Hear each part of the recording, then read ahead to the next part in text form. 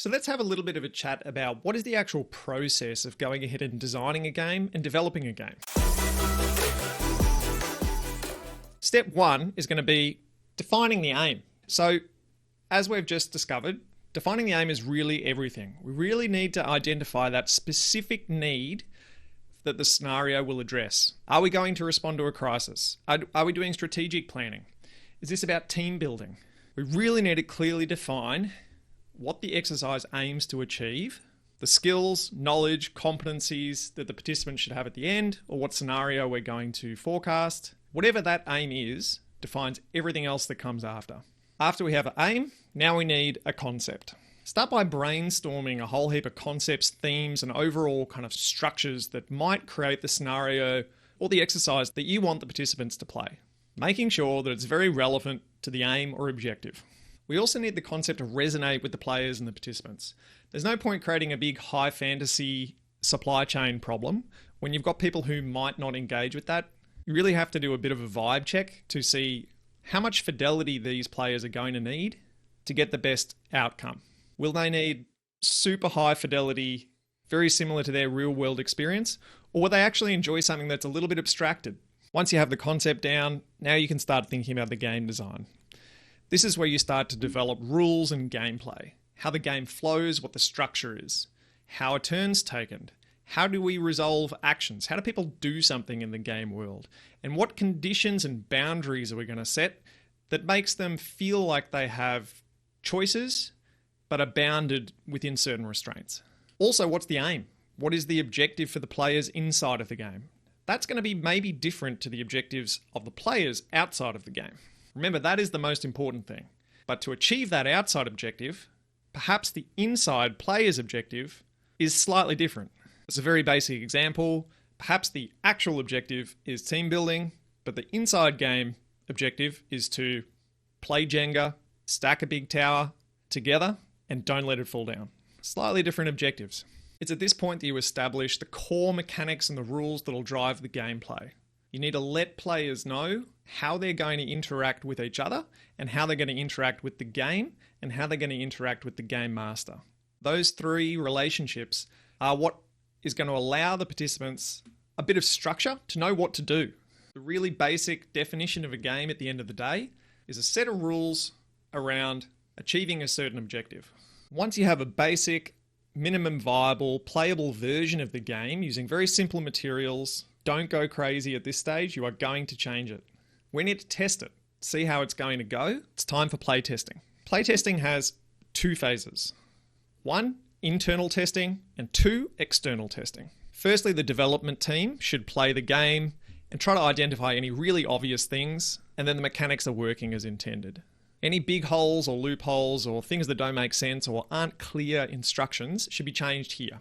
After you've fixed those big things, you can move on to external testing, where you get some external players who don't know anything about the design of the game, so don't have any kind of priors or precognition thinking about how they're going to play it, and that's where you really observe the gameplay, the enjoyment, the understanding of the rules, any inconsistencies or any imbalances between the way they interact with the game master and each other.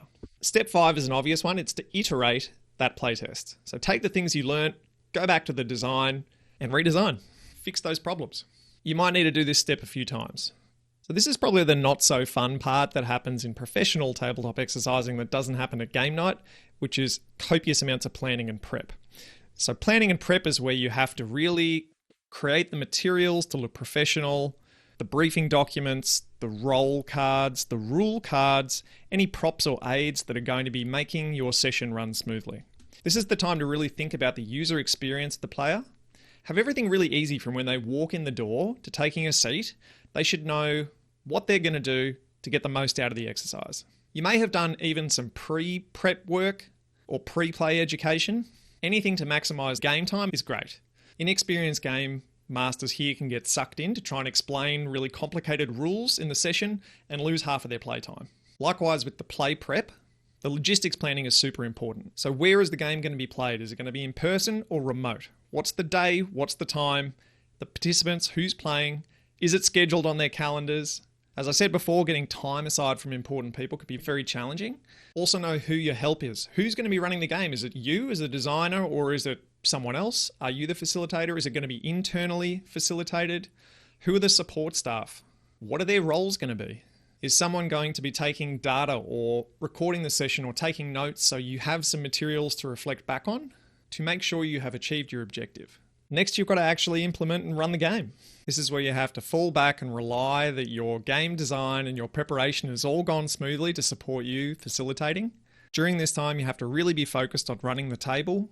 We will talk about that later in the course, but this stage is really about ensuring the exercise remains focused on the objective, everyone has a good time, and if they don't, we've learned something.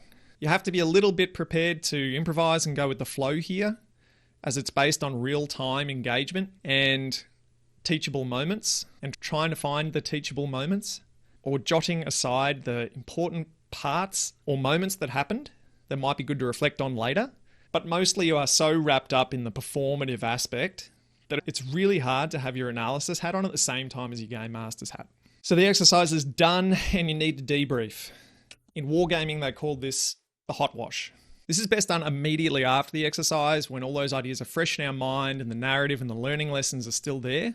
You run through the scenario, the decisions that were made, the lessons that were learned, and solidify any of those learning outcomes.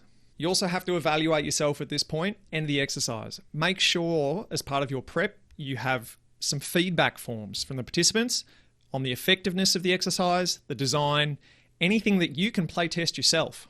And what I mean by that is improve yourself through the idea of playtesting. You need to iterate this guy as well. Are there any areas of improvement? Finally, and this might be weeks later, writing the report up.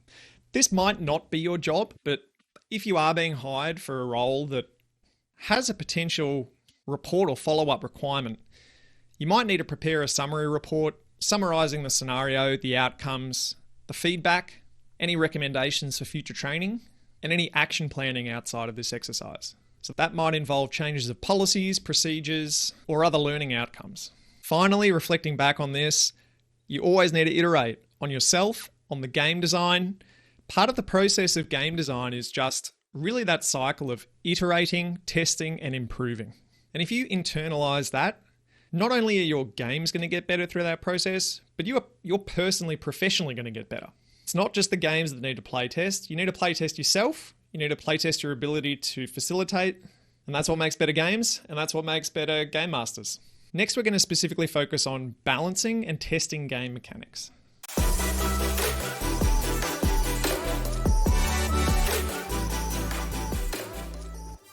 Thanks for watching. These lessons will be dropping weekly on YouTube, but if you want to get them all right now, you can take the foundation course for free on our website, where you will also get the lesson notes, summaries, assignments, checklists that guide you through all the learning objectives we've covered. At the end of that course, you'll also get a certificate of completion and an invite to our directory and community where you can meet some other game masters and use the Long Game Project as a platform to showcase your work. If you want to take your game mastery further, completion of this course is a prerequisite to unlock the advanced professional course along with the Game Master track, where we dive deeper into the content and further along the skill tree. You can also check out some of our other free tools in the description below, including our Tabletop exercise starter kit, our scenario generator, the trove of existing scenarios, our SOP checklist library, and our new RPG character sheet, CV, and LinkedIn template, which is really cool. I did mine this morning, and now all my network knows that my dump stat is probably Dex, and I'm definitely neutral good. Roll on!